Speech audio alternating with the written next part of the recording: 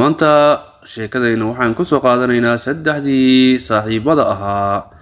Waxaa jiray saddex nin oo saaxiibo ah, shirkana ah.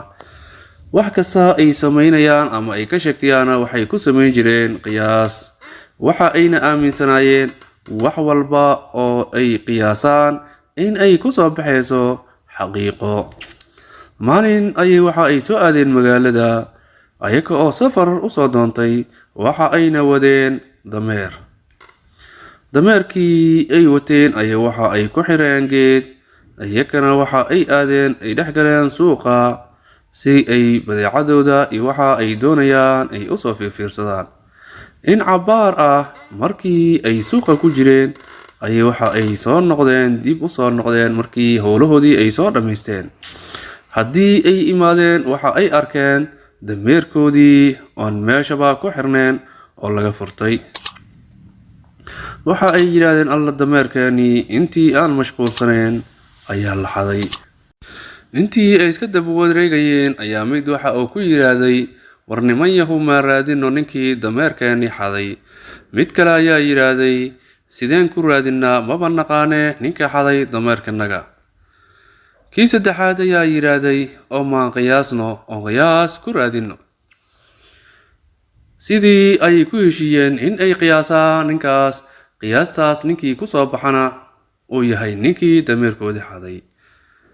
Midkii koowaad ayaa bilaabay oo waxa uu yiraahday dameerkani haddii uu furtay waaba uu furtay, haddii se uu furan ee la furtay oo la xaday, ninka xaday waa nin dheer oo cas.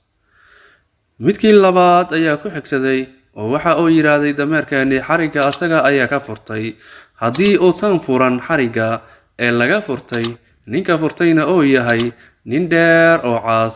Waxaa dhihi lahaa ninkaas waa nin dheer oo cas oo isha bidix la.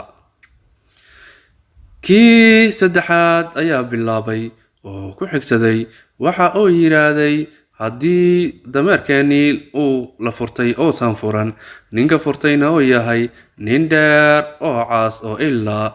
Ninkaasi waxaa loogu wacaa Qaasim Ilay. Waxa ayna ku heshiiyeen in ay raadiyaan. Waxa ay galeen magaalada ayaga oo raadinayo Qaasim Ilay. Dhowr maalin markii ay ka soo wareegtay maalintii dameerkoodii la xaday ayay jidka waxa ay ku arkeen nin dheer oo cas oo isha bidix la. Mid ayaa u dhawaaqay oo waxa uu yiraahday Qaasim Ilayow. Ninkiina waa uu soo jeestay, hee maxaa iga rabtiin? Iyaguna wax kale maba aysan weydiin oo waxa ay dhaheen dameerkani ayaan ka rabnaa. Waxa uu yiraahday dameerkiini muxuu ahaa? Waxa ay dhaheen dameerkii maalin dhaweyd suuqa geedka ku yaala ku xirnaa ee aad ka soo furatay, kaas ayaa laga doonayaa. Waxa uu yiraahday ma arag dameerna xariga ma furan, meel uu ku xiran yahayna ma arag. Ma waxaad maqasheen dameerada ayuu xadaa idab daranidina. Laakiin waxa ay ku yiraahdeen in badan ayaa inta waxaday ku badbaaday.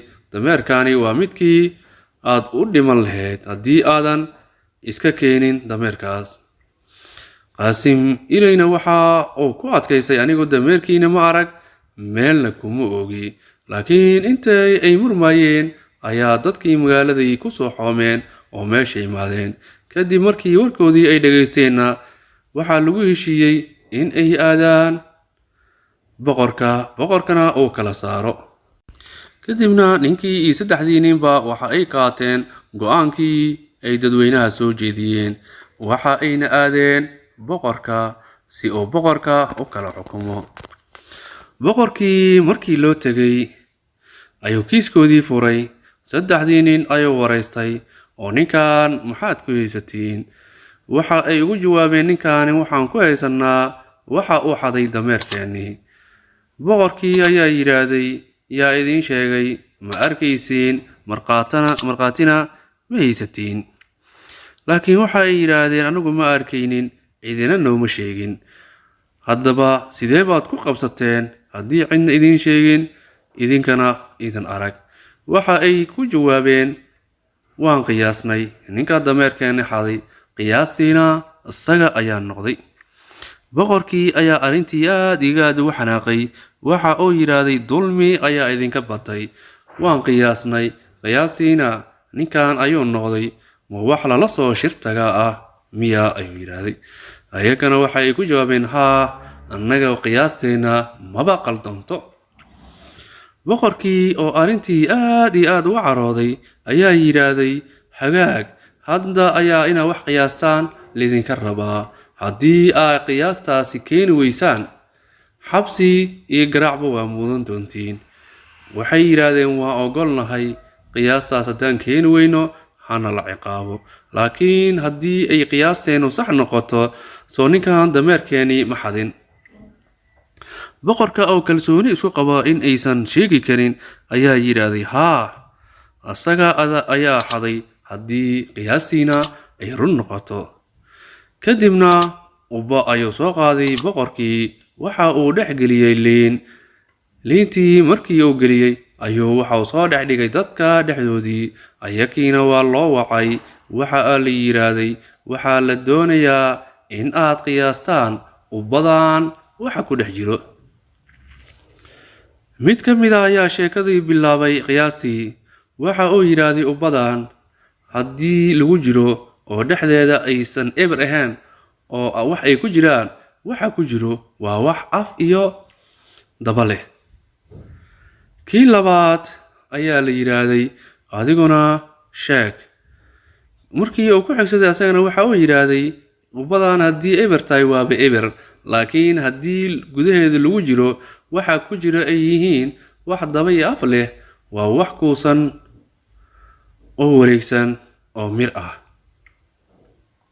kii saddexaad ayaa loo yeeray waxaa la yidhaahday adiguna qiyaas maxaa meeshaan ku jiro isagana waxa uu yidhaahday ubbadan waa haddii ay eber tahay waaba eber haddii aysan eber ahayn oo gudaheeda lagu jiro waxa ku jirana ay yihiin wax daba iyo af leh oo kuusan oo wareegsan oo mir ah waa liin dhanaan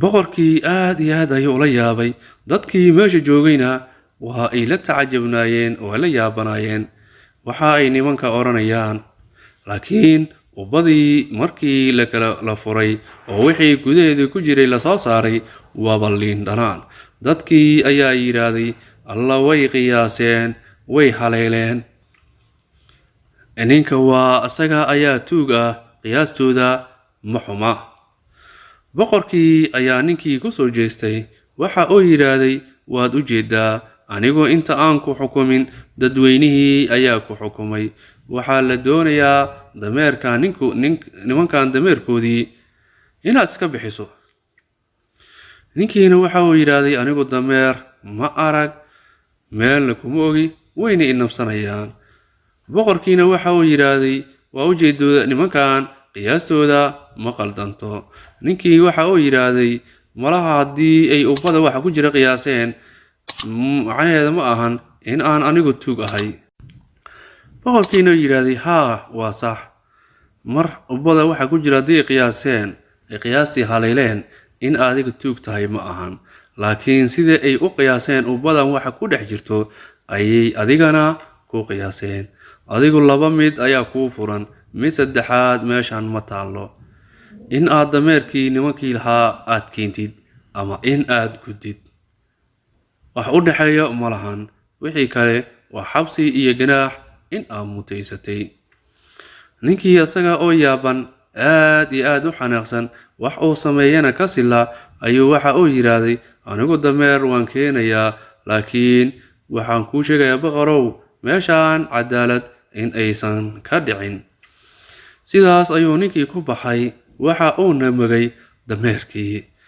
dadkii meesha joogayna waxa ay dhahayeen ay ku odhanayeen ama ha isqariyo mise iyuusan isqarin dameerada ninka xadu waa asaga wixii hadda ka dambeeyana dameerkii la waayo adiga ayaa lagu heystaa haddii kale dameerada aad xadaysid jooji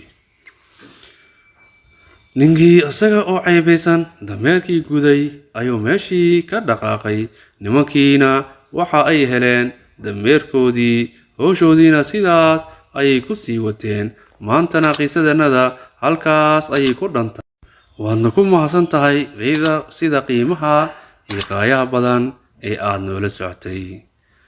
وبالله توفيق، والسلام عليكم ورحمة الله تعالى وبركاته.